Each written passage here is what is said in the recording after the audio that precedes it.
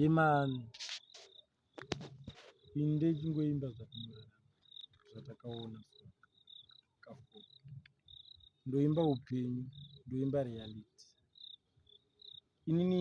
alright, kana uri munhu akambotambura mukati meupenyu hwake, kana kuti aingodzikisirwa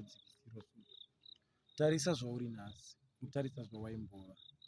wobva wafara neni kana upenyu hwako hwakaita kunge zvimuchaimba pana inzwa hwangu ridza isong yangu inyowani, isong yangu inyowani, inzwa song handizvona nitoluna ndini ndainzi ndiri rombo,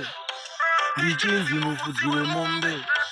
zvainzi anditore mukombe, nenge ndakasotwa kuti namo inditsome, pavanhu variri chindainzi ndiri puwa,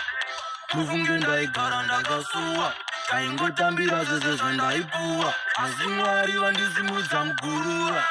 ndikafunga zvandaimbowa, ndiani aiziva zvandichazova, honaiwo zvandazova, kuti ndisvike vavengi yavaimboda,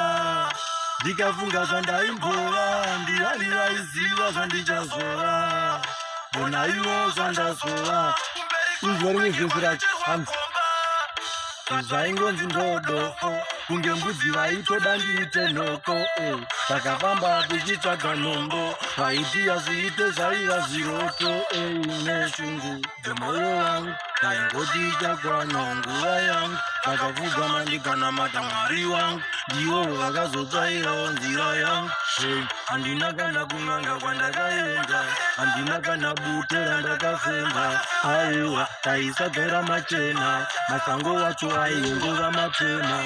ndikafunga zvandaimbova, ndiani aiziva zvandichazova.